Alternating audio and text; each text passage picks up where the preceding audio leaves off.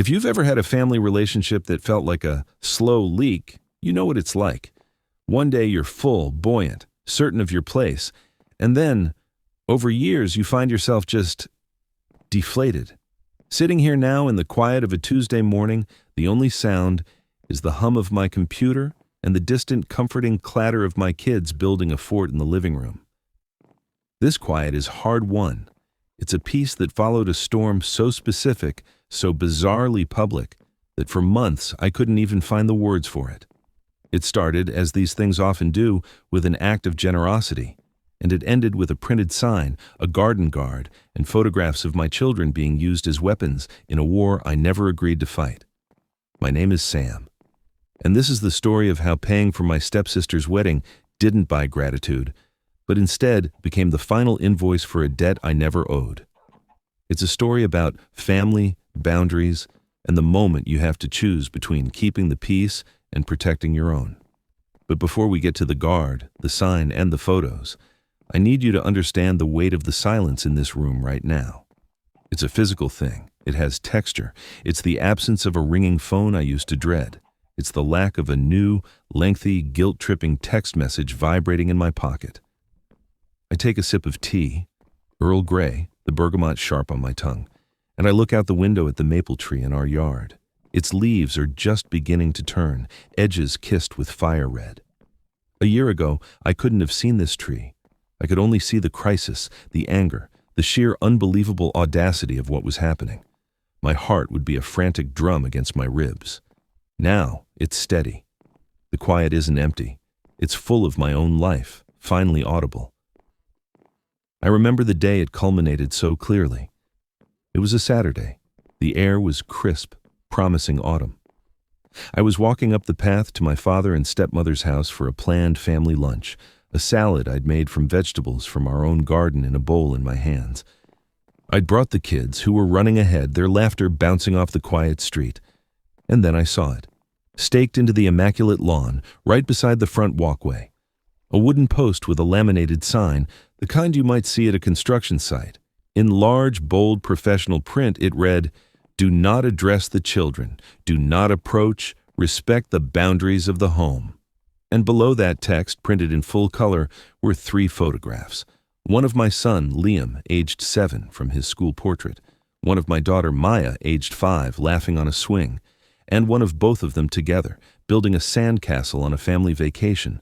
My children's faces, on a public sign, on my father's lawn.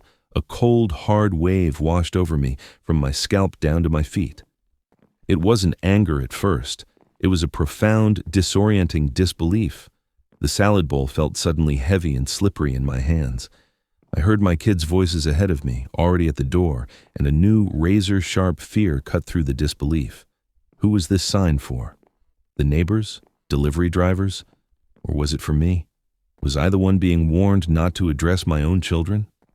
This moment, this exact point of impact, was the final crack in a foundation that had been crumbling for decades. To understand how we got here, to this sign, to this quiet, I have to take you back. All the way back. My parents divorced when I was 4. It wasn't a dramatic, fiery split from what I can piece together, more of a slow, sad drifting apart until they were living in separate emotional universes. My dad, Robert, is a kind man, but quiet, with a tendency to avoid conflict by simply leaving the room, physically or mentally. My mom, Julie, is more vibrant, more emotionally expressive, but she moved across the country for a job when I was 6. I stayed with Dad in our suburban house, and our life became a quiet, predictable routine of school, TV dinners, and weekends spent tinkering in the garage or reading separately in the living room. I learned self-sufficiency early. I made my own breakfasts, packed my own lunches. The love was there, but it was a silent, steady hum, not a spoken thing. When I was 11, Dad met Carol. Carol was and is a force of nature. Where our house was quiet, she brought sound. Opinions, plans, laughter, music. She had a daughter, Elise, who was 9. Elise was the polar opposite of me. I was introverted, happy with a book or a solitary project. Elise was all social energy. She performed. She needed an audience. She'd come into a room and immediately become its focal point, telling stories, singing snippets of songs, striking poses.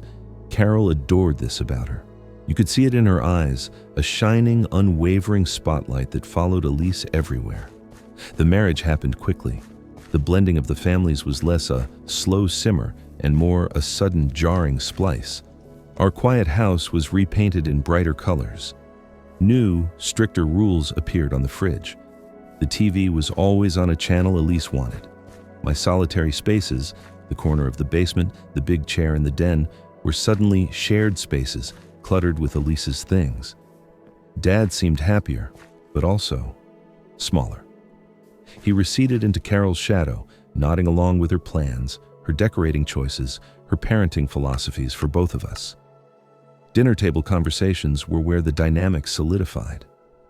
I'd talk about a book I'd read, and Carol would smile politely before turning to Elise. "And what did you do in drama club today, sweetie?" Elise would then launch into a 10-minute monologue about the school play, complete with impressions. Dad would listen, smile at me apologetically, and say, "That's great, Sam," before giving Elise his full attention. The message was clear. Being seen required making noise. The unspoken rule became, Elise's needs were urgent. My needs were logistical. If Elise needed a new costume for a competition, it was a family emergency. If I needed help with a science project, it was, "I'm sure you can figure it out. You're so resourceful, Sam." Carol's love was conditional upon admiration and engagement. To earn her smile, you had to play a part in the story of her and her daughter. I never learned the lines. I was a stagehand in my own home, expected to keep the sets moving quietly in the background. The rivalry wasn't sibling-like. It was asymmetrical. Elise seemed to view me not as a competitor, but as an obstacle to the total devotion of our parents. If Dad took me to a baseball game, just the two of us, Elise would develop a migraine that required Carol and Dad's frantic care, ensuring our return was met with a tense sick-room atmosphere where our happiness felt like a crime. I learned to shrink my joys, to make my achievements small and quiet. I got a full scholarship to a state university. At the celebratory dinner, Carol raised a glass. "We're so proud of Sam for finding such a practical solution. Elise, of course, is aiming for the Ivy League. The experience is so important for the arts, don't you think?" I left for college feeling less like I was launching and more like I was escaping. The quiet of my dorm room was a revelation. It was my own. College was my first real breath of free air. I studied graphic design.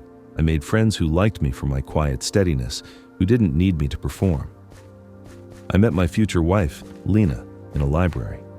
It was as cliché and perfect as it sounds, reaching for the same book on typography, a laugh, a coffee. She saw me, not the quiet stepson, the background sibling, me. With her, I learned how to be in a relationship that was a partnership, not a power dynamic. But family ties are elastic. They stretch, but they never quite snap. Holidays and birthdays were mandatory appearances, exercises in emotional navigation. Elise's path was rockier. The Ivy League dream didn't materialize. She bounced between community college programs, cosmetology, theater arts, marketing, never finishing. She had a series of intense, short-lived relationships. Every crisis was a vortex that sucked our parents in, a broken car, a conflict with a roommate, a depressive episode after not getting a part. Dad and Carol's retirement funds seemed to leak away into Elise's emergencies. Lena and I got married in a simple courthouse ceremony with a few friends. We paid for it ourselves. Carol's comment was, "How efficient." When Lena and I bought our first house, a modest fixer-upper, we poured sweat and every penny into it. We didn't ask for help. When we had Liam and later Maya, we were determined to break the cycles we'd grown up with. Our home was to be a place of consistent, quiet love. Of course, the grandchildren changed the calculus. Dad doted on them in his quiet way. Carol embraced the role of grandmother with performative enthusiasm. Big, Instagram-worthy gifts that often missed the mark, a giant, noisy plastic playset for our tiny backyard, but the kids loved the attention. Elise was inconsistently involved. She'd be the cool aunt one month, showering them with treats and late nights, and then disappear for 6, often following a new romantic interest or personal endeavor. During this time, I built a successful freelance design business. It was never flashy, but it was stable. We were comfortable. Meanwhile, Elise's life continued its pattern of grandiose plans and fragile foundations. She started and abandoned several small business ideas: a vintage clothing Etsy shop, a social media consultancy, a dog baking venture. Each failure was a tragedy, requiring emotional and financial triage from our parents. I could see the toll it was taking on Dad. He looked weary, older than his years. He'd call me sometimes just to talk about the weather or the kids, but there was a hollow note in his voice, a loneliness. He was trapped in a cycle of pacifying Carol by supporting Elise, and it was draining his spirit and his savings. The call came on a random Thursday afternoon. It was Dad, but his voice had a strange, hesitant energy. "Sam, listen, Elise is engaged to Derek. You met him at Thanksgiving." I remembered Derek, polite, seemed solid, a civil engineer. "That's great news, Dad," I said, genuinely hoping this might be a stabilizing force for her. It is, he said quickly. "But, well, Carol and Elise have their hearts set on a particular venue, the Winfield Estate. You know the one." I did. It was a local landmark, a gorgeous, sprawling Victorian mansion famous for its gardens. It was also famously astronomically expensive. A cold trickle of understanding began. "Dad," he rushed on, his words tumbling out in a relieved confession. "The deposit alone is $10,000, and that's just to hold the date. I can't do it, Sam. The retirement account, it's just not there." Carol's heartbroken. Elise is devastated. She says it's the only place that matches her vision. I don't know what to do. The silence on the line stretched. I heard the unasked question. It hung there, heavy and uncomfortable. I thought of my father's tired eyes. I thought of the decades of always putting Elise's vision above everything else. And then, against my better judgment, I thought of my own wedding, the simple joy of it, the lack of pressure. I also thought of the constant tension, the undercurrent of disappointment from Carol that had always made family gatherings hard. A part of me, a weak, hopeful part, thought maybe this could be different. Maybe this grand gesture could finally be the bridge. If I gave this freely and without being asked directly, perhaps it would settle the old score. Perhaps it would earn me a permanent, unshakable place in the family story as the generous one, the reliable one, not the afterthought. "How much is the whole thing, Dad?" I asked, my voice quiet. He exhaled, a shuddering sound. "With the venue, catering, the works, they're quoting $85,000. I closed my eyes. It was a staggering sum. It was a chunk of our savings, money we'd earmarked for the kids' education and finishing our kitchen renovation. "Sam, I'm not asking you to—" "I'll pay for the venue," I interrupted. "The full fee, not the rest, just the venue. Consider it my gift." I laid down my own boundary even as I crossed a huge one. Just the venue, a defined, limited thing. The relief in his voice was palpable, immediate. "Sam, thank you. Oh, thank you. This will mean the world to them. I'll make sure they understand." I hung up and sat for a long time in my office, staring at the wall. Lena was supportive, though cautious. "It's your money from your business," she said, "and it's your family. But Sam, just know that paying for something doesn't change the people in it." I nodded, believing her wisdom intellectually, but a deeper, more childish part of me hoped she was wrong. The initial reaction was everything my inner child had hoped for. Carol cried tears of joy and hugged me, a rare, full-bodied embrace. "My generous son," she proclaimed. Elise was effusive. "Sam, oh my God, you're literally my hero. This is a dream." For a few weeks, I was the star. My phone buzzed with pictures of floral arrangements, color swatches, links to dresses. I was included in a group text called Wedding Dream Team. I felt a cautious warmth. See, I thought to myself, it just took a clear, undeniable gesture, but the shine began to tarnish as the planning progressed. Just the venue boundary began to blur. It started with small things. "Sam, since you're covering the Winfield and their in-house catering is so overpriced, would you mind if we used your connection with that boutique caterer you used for your corporate event?" just to get a foot in the door? I made the introduction. Then it was, the Winfield's cake vendor is booked, but I found this amazing artisan baker. She's a bit more, but since we're saving on catering, the implication was clear. My gift was creating savings they could reallocate. The requests grew bolder. One evening, Elise called directly, her voice a syrupy mix of stress and excitement. Sam, crisis. The designer just sent the mock-ups for the invitations, and they're perfect. But his rush fee is insane. You're a designer. Could you just do them? You have such an eye. It would be so personal. I swallowed my frustration. Designing a wedding suite for a demanding client like Elise was dozens of hours of work. Elise, I'm really swamped with client work right now. I paid for the venue so I wouldn't have to be hands-on with the labor. A cold silence. Right, of course. Sorry to bother you. She hung up. The next day, Carol called. Sam, honey, Elise is just under so much pressure. She sees you as so talented, and she just wanted to include you in a creative way.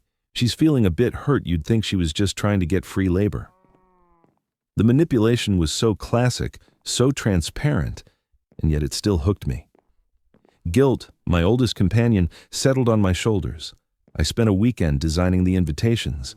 They were beautiful. I received no thanks, just a text. Mom says they look good. We're sending them to print. The wedding day itself was a surreal experience. The Winfield was stunning. Elise looked beautiful. Derek seemed happy but shell-shocked by the scale of it all. I was seated with Lena and the kids at a good table, but not at the family table. That was for Carol, Dad, Elise's estranged father, and various aunts. We were immediate family adjacent. During the father-daughter dance, Dad danced with Elise, beaming. Then the DJ called, and now, a special dance with the father of the bride and the sister of the bride. I froze. Carol pushed him toward me. We danced awkwardly, and he whispered, "Thank you for this, Sam. You made this day possible." It should have felt good. It felt like an admission of a transaction. The true escalation began in the months after the wedding. The gratitude period was officially over. Now, a new narrative emerged in comments and sideways glances, that my gift, while appreciated, had been a given. An expectation finally met. The subtext was, it's about time you contributed to this family in a meaningful way. Elise and Derek moved into a new apartment that was beyond their means. When they struggled with rent 2 months in, Carol called me. Sam, you know how the market is. That gift you gave was so wonderful, but now they're in a bit of a cash flow bind. Since you're so good with your finances, maybe you could float them alone, just until Derek's promotion comes through. This was the line, the final clear line in the sand. Carol, I said, my voice calm but firm, the firmest it had ever been with her. I was happy to give the wedding gift, but I can't be a line of credit for Elise's life choices. Lena and I have plans for our money, for our kids, for our home. I need you to respect that. The temperature dropped instantly. I see, she said, her voice clipped. So family only matters when it's convenient. She hung up. What followed was a cold war. Family dinners became minefields.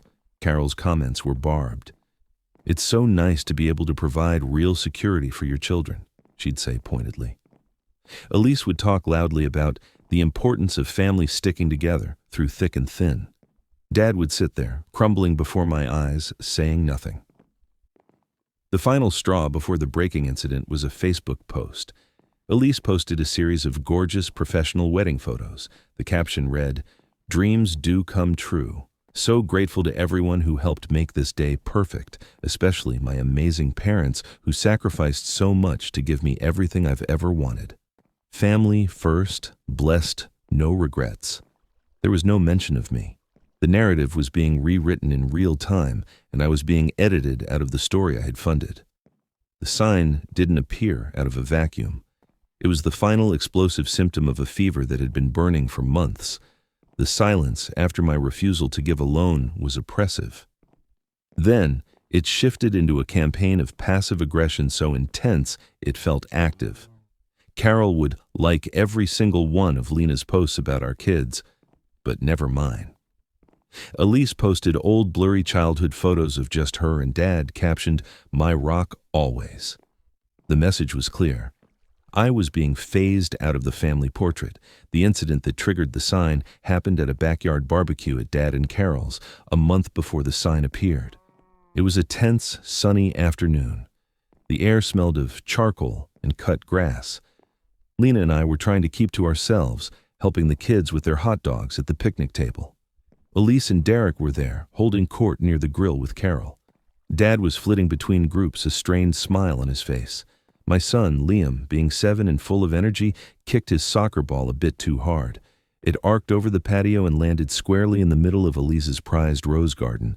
A meticulously curated bed, Carol constantly reminded us, was Elise's contribution to the home. Before I could even move, Elise let out a sharp, "Hey!" She marched over to the edge of the garden, hands on her hips. Liam, startled, ran to retrieve the ball. "Liam, sweetie," Elise said, her voice sugary but with a hard edge. "Auntie's flowers are very delicate. You can't just go trampling through them. You need to be more careful." It was a reasonable enough statement, but her tone was one of reprimanding a stranger's poorly behaved child, not her nephew who'd made a simple mistake. Liam, sensitive and shy, froze, his lip trembling. I walked over, my own protective instincts flaring. "He's sorry, Elise. It was an accident. He'll be more careful." I put a hand on Liam's shoulder. Elise's eyes flicked to me, and the mask of Auntie slipped. "He needs to learn, Sam. Not everything is for his amusement. Some things are just for looking at." She gestured broadly at the roses, as if they were museum pieces. "He's 7, I said, my voice low, "and it's a backyard. It was a mistake." The air between us crackled. Carol materialized beside Elise, a united front. "Elise just put a lot of work into those, Sam. It's about teaching respect for other people's property." The old dynamic slammed back into place. My child's innocent error was a character flaw. Elise's property was sacred. I felt the years of shrinking, of making myself small, rise up in a hot wave. But I didn't shrink this time. I looked at my dad, who was pretending to be intensely interested in the grill's temperature gauge. I looked at my son's worried face, and I made a decision. "Liam," I said, my voice clear and calm, "go play with your sister on the other side of the lawn, please." He scurried off, relieved. I turned back to Carol and Elise. "I think we're going to head out. The kids are getting tired." Carol's smile was thin. "So soon, after all the trouble we went to?" "Yes," I said, meeting her gaze. "I don't think this environment is good for them right now." It was the closest I'd ever come to declaring war. The drive home was silent. Lena held my hand, her grip tight. That night, I sent a text to the group chat with Dad, Carol, and Elise. I had labored over it for an hour. It read, "Today was uncomfortable. Moving forward, for the well-being of my family, I need to take a step back from group gatherings for a while. I need some space, and I ask that you respect that. I love you all, but this pattern isn't healthy for anyone, especially the kids." Elise responded first. "Unbelievable. You let your kid destroy my garden and we're the unhealthy ones. You're so selfish, Sam. You always have been." Carol followed. "After everything we've done for you, to call us unhealthy. Your father is heartbroken." Dad never responded. For 3 weeks, there was only blistering silence. Then, my father called, his voice choked. "Sam, you need to come over to the house, Carol and Elise. They've done something. It's about the kids. I tried to stop them." He sounded broken. "What did they do, Dad?" "Just come, please, and bring Lena." That was the Saturday. The Saturday of the salad, the walk, and the sign. As I stood there, frozen on the path, the front door opened. It was my father, his face ashen. He came out, not looking at the sign, and walked straight to me. He gently took the salad bowl from my shaking hands and set it on the ground. He looked at me, and his eyes were pools of pure shame. "I'm sorry," he whispered, his voice cracking. "I told them it was insane. I told them it would hurt you. They said it was a necessary boundary for their mental health, to prevent grandparental alienation." He spat the legalistic terms they'd clearly been researching online. Lena had come up behind me, holding Maya's hand. I heard her sharp intake of breath. "Oh my God," she breathed. "Sam, those are our children's pictures." The door opened again. Carol and Elise stood there side by side like sentinels. They didn't look angry. They looked righteous, justified. Carol spoke first, her voice carrying across the lawn, clear and cold. "We felt, given your recent communication about space, that we needed to make our boundaries explicitly clear. This is our property. We have a right to feel safe and respected here. Until we receive a sincere apology for your accusations and your son's destructive behavior, and until we can agree on new rules of engagement, the children are not to be addressed by us and you are not to assume access." Elise nodded, arms crossed. "It's for everyone's protection." I looked from the sign to their resolute faces, to my father's bowed head, to my confused children. The disbelief finally shattered, and in its place was a clarity so sharp it was painful. I didn't yell. My voice was quieter than theirs, but it carried. "Take it down."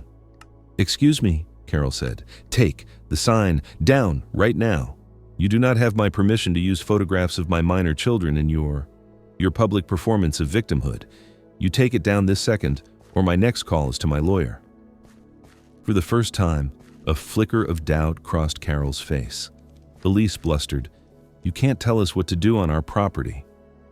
"The photographs are my intellectual and parental property," I said, a phrase I'd never thought I'd need. "You have 5 minutes." I turned to my dad. "Dad, what is your choice? Because this is it. This is the line." My father looked at the sign. He looked at Carol, his wife of 25 years. He looked at Elise. He looked at me, at Lena, at his grandchildren, who were now hiding behind her legs, and then he did something he had never done before. He walked away from Carol. He walked over to the sign, grabbed the wooden post with both hands, and with a grunt of effort, yanked it out of the ground. He snapped the post over his knee and threw the pieces, with the laminated sign still attached, onto the driveway. The sound of the cracking wood was the sound of my family breaking, finally and irrevocably, into what it truly was. We left. We didn't go inside. We didn't say another word. I picked up the salad bowl, my hands now steady, and we walked back to the car. The drive home was silent, but it was a different silence than before. It was the silence after a detonation. The landscape was forever changed. In the days that followed, I cycled through every emotion, rage, hot and consuming, that they would use my children's faces as props in their drama. A deep, grieving sorrow for the loss of the family I'd always hoped we could be. Guilt, too. Had I pushed too hard? Was my request for space the trigger for this insanity? But then I'd remember the sign, the cold, public, premeditated nature of it. This wasn't a heat-of-the-moment shout. This was a crafted statement. They had selected the photos, designed the layout, had it professionally printed, and staked it into the earth. That was a choice. Lena was my rock. She let me talk, she let me cry, she let me pace. She also gently reminded me of the truth. Healthy families don't do this, Sam. They just don't.